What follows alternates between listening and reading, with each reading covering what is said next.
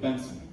As Benson is delivering that criticism, when your mother or father scolded you when you were 5 years old, and you didn't want to listen to that admonishment, you would oftentimes turn your head. He visibly looks like a little child here. He refuses to look at Benson and appears to be that child who can't take this difficult criticism. So he reacts weakly after that line is delivered. Very good. We have two of the variables. Does anyone want to guess another one? Let's go towards the back. I think the fact that he really knew Kennedy, because while the younger man is talking, the older man, there's like a little time when he looks like you're lower than me. Like he's saying, "Come on, I knew him. You come on, don't play that with me because I knew him, and you are not like him." The fact that he makes the comparison to Kennedy specifically in the first place. When they were preparing Benson for the debate, and let me tell you, after you watch this clip, and if you were an expert about American politics, you'd be shocked about what I'm about to tell you. Lloyd Benson did not want to debate Dan Quayle, because Dan Quayle was a more effective one-line deliverer, that he was really snappy. And so Benson wanted to cancel this lecture. And earlier in the debate, we're about midway through the debate here, Quayle was probably winning this debate. And he had already received this question 3 times. This was the 4th time he received this question. And the only reason why he compared himself to Kennedy in the first place was because he was getting so tired of having to receive this negative question, presuming that he didn't have the experience to be vice president of the United States. And so he got frustrated. And as we all know, and this is an important lesson for your own communication habits, we typically make mistakes, we typically lose our cool when we don't have the same amount of energy, or we are getting worn down by constant questioning. But if he doesn't compare himself to Kennedy in the first place, it would make Benson's line even more arrogant. Imagine if Benson wanted to deliver this line, and he had heard Quayle compare himself to Kennedy 2 weeks previously, and in the debate, Benson says, "Senator, 2 weeks ago at one of your campaign speeches, I heard you compare yourself to John F. Kennedy." Well, I knew John F. Kennedy. John F. Kennedy was a friend of mine. "Senator, you know John F. Kennedy." If he presents it in that form, number one, the audience probably doesn't applaud because that is out of sequence. But number two, it would appear to be gratuitous. It would be that punch while someone is already laying down on the ground. You all have 3 of the 5 variables. Congratulations. I've never had a collective group get them so quickly and so accurately. Now we need the 2 most difficult. And I typically say, if there's someone in the audience that can list all 5 of these variables, that I will get down on one knee and I will ask you to quit whatever you are doing in your professional lives, and we will start a consulting company together, because we will make millions, if not billions, of dollars off your genius. I've trained about 20,000 rising leaders with this particular video and this particular question. And there have only been 3 people that have gotten every single variable correctly.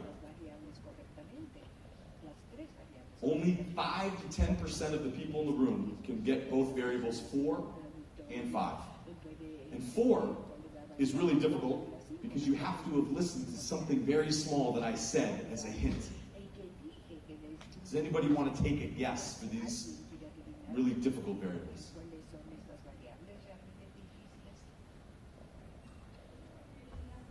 En donde él dice, tengo más experiencia que muchos otros, hace una generalización de, no dice experiencia en relación a quién y quiénes son esos muchos.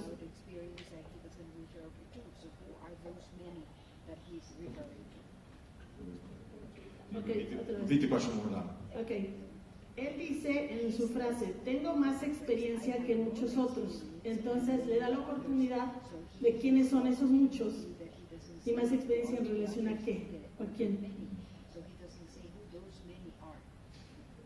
This is a smart observation, but it's related to the comparison. It's related to the fact that he brings this up and that he's on the defensive. So you also could say to me, for instance, I saw the moderators, the people asking the question, as part of the audience reaction. So a lot of these variables will have smaller sub-variables, and that's an example connected to the variable of the comparison to Kennedy in the first place. Other guesses?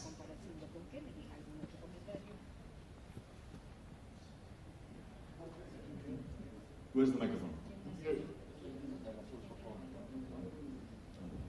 Maybe the fact that the timing, it was not so long ago that this happened, and he could like take it back from there. I'm going to interrupt you here because you had the right answer, and then when you started explaining it, it was for the wrong reason.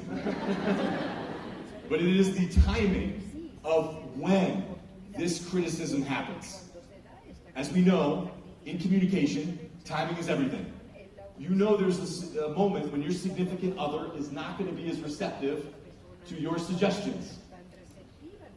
When you determine that, you just wait until the mood changes. This happened right in the middle of the debate. And the reason why this is important, I was at the World Cup in Russia. I'm in Luzhniki Stadium on July 15th. The initial crowd noise was really loud. People were really excited to watch France play Croatia. If there's a goal that's scored in the first 11 seconds, the crowd noise increases, but not by too much because the initial crowd noise was really loud. But if the game is scoreless for 40 minutes, that initial crowd noise, which was really loud, gets softer because people can't stay excited with the same loudness for 40 consecutive minutes without a big event occurring. So when a goal is scored in a scoreless soccer game, 40 minutes in, the differential is so much greater. What I'm trying to say is because it happened in the middle of debate where there wasn't really a victor at this moment, the crowd was looking to explode. They were looking to get excited about something. They were looking to clap. But another reason why the timing is important is for the next 40 minutes, whenever Quayle gives an answer, he'll look like a child. So when he talks about education policy, they don't take him as seriously. When he talks about foreign policy, they don't take him as seriously. If it had happened in the beginning, he would have had 90 minutes to rehabilitate. He would have had more time to recover, and so that impression wouldn't have been as strong. If it happened at the end, the aftershock, the after effect of his childlike appearance wouldn't have had the same impact as it did here. We have one more variable. And in the interest of time, I want to play the video again. How many of you would like to watch the video again knowing the question? This is the main contribution that I want to have for you today.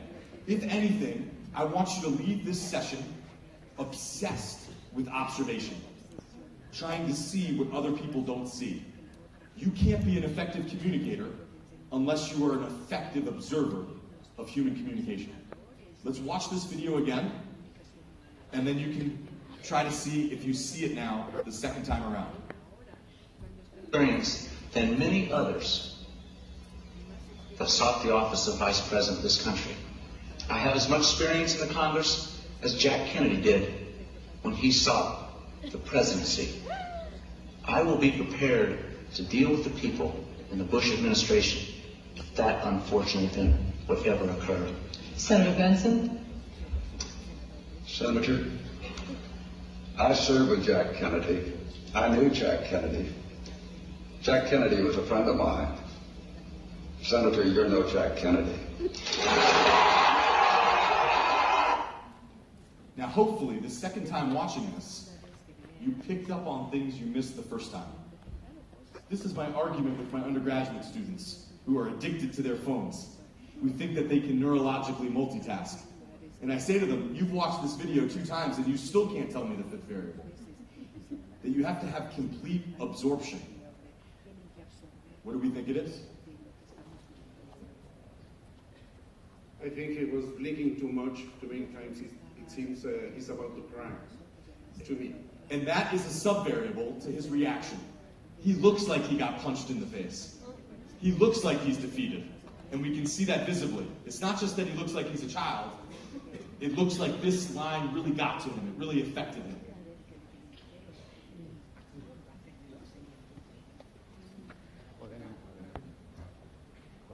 Yo digo que están peleando para ayudar al país o por el poder. Esa es mi pregunta. I don't know, I'm not a psychologist.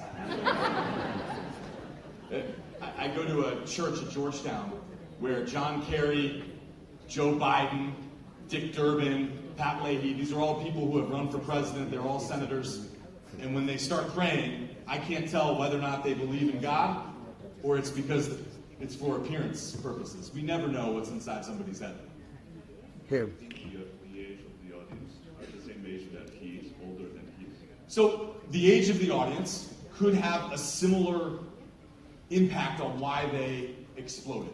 Just like the timing of the moment, it could be the composition of the audience. Let me give you the answer. I can get As I see I'm losing some time. camera. It's the camera angle. Exacto. Es lo que The ya lo dijo, camera ya lo angle. dijo. Eso era. Let's do an La experiment. cámara.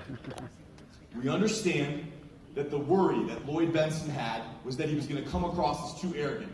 And one of the speech coaches who helped Benson prepare for this debate also helped Joe Biden prepare against Sarah Palin. Sarah Palin did not have a reputation for knowing all of the intricate details of policy, just to be charitable. And this speech coach said, Sarah Palin will make her own mistakes. What you don't want to do is unduly criticize her when she's made those mistakes. And they said the same thing to Benson. Quayle won't know everything. And when he doesn't know everything, don't start pointing at him and making fun of him. Now, when you say you're no John F. Kennedy, that's condescending in addition to being rude. I'm going to play a game. You will be my 80 million people at home, my 80 million American voters. And I want you to tell me in which one of these camera angles you think I am more arrogant and rude. So I will not be turning my back. It's just going to be the camera angle that you see at home as an American voter.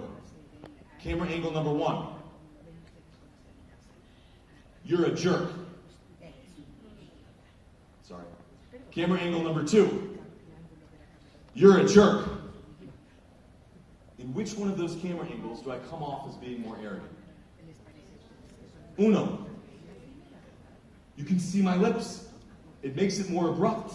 It makes it more intense.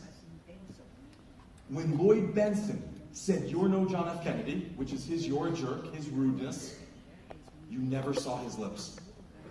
When he establishes that he knew John F. Kennedy, that John F. Kennedy was a friend of his, you see his lips. But when he says, you're no John F. Kennedy, you don't see his lips. If you don't believe me, let's go back to the videotape.